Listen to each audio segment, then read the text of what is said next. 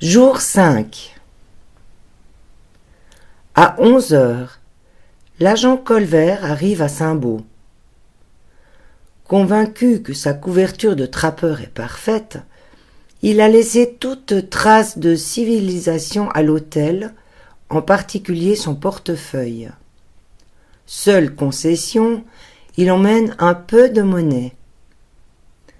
Il s'oriente un peu mieux dans le village, ayant passé l'après-midi précédente à consulter ses cartes et surtout à repérer l'étang mystérieux dont on lui a parlé au café. Impatient et imprudent, il décide de s'y rendre, remettant à plus tard la visite au coiffeur suspect. À 11h30, Ramby surgit dans le café, se rue sur le comptoir. La patronne lui tend déjà son bicard, qu'elle engloutit, puis sacrifie à la communication non verbale pour en obtenir un second en désignant le verre vide de l'index. Elle fait un sort à la recharge et annonce à la cantonade qu'elle va se tirer un Colvert de passage. C'est la saison. Elle rejoint sa voiture sans permis, mais avec le moteur en marche, et s'arrache vers son étang refuge. À 11h40, Colvert pose son scooter au bord de l'étang. Il progresse lentement dans les futaies, exalté de vivre dans le réel ces gestes qu'il n'avait que rêvés jusqu'ici. Seuls les mouvements de la plume de son chapeau sont visibles de l'autre rive. Mais Ramby s'y trouve et fait feu. Elle entend alors un énorme plouf. En fine connaisseuse de la nature, elle sait immédiatement que le bruit ne peut être occasionné par le canard qu'elle a cru tirer. Comme elle sait aussi que les vaches n'ont pas de plumes et que les ptérodactyles ont disparu, elle s'inquiète tout à coup. Terrorisé, Colvert a basculé en arrière. Sa tête a heurté une grosse branche. Il tombe à l'eau. Il a perdu connaissance. Il est en train de se noyer. L'aventurière hésite peu, le temps de prendre une lampée de sa gourde de premier secours, un délicat mélange de prune et de lave-vitre, et fait le tour de l'étang.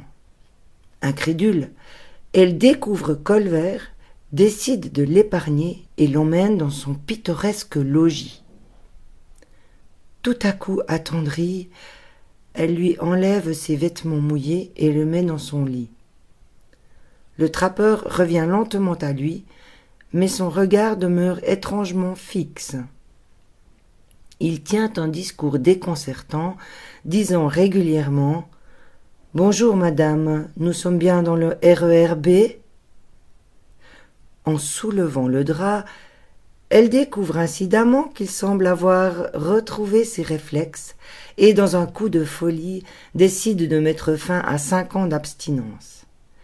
Émerveillée, elle s'accommode facilement qu'il hurle « Châtelet-les-Halles !»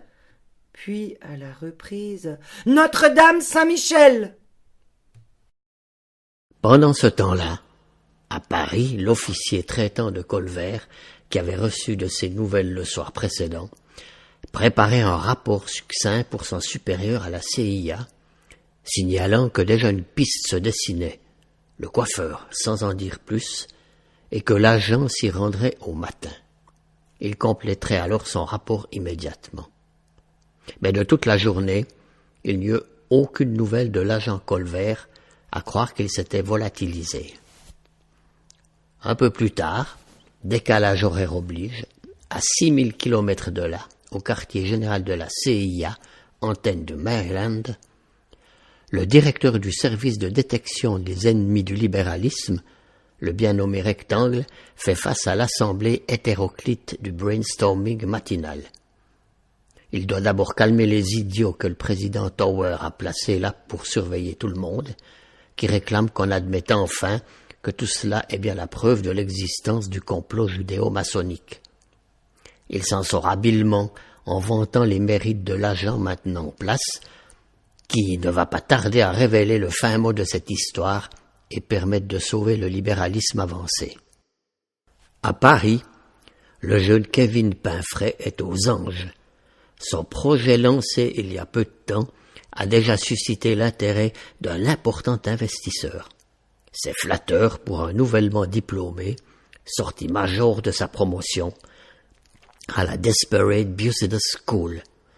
Il voulait faire vite et fort, la Rolex n'attendant pas. Se souvenant de grands-parents Bresse et intéressé par les poules malgré son âge, il avait entrevu une opportunité de réussite rapide. Il se souvenait en effet que ces ruraux un peu demeurés élevaient les poulets un à un, et qu'à l'évidence, on n'attendait que lui pour le faire par milliers.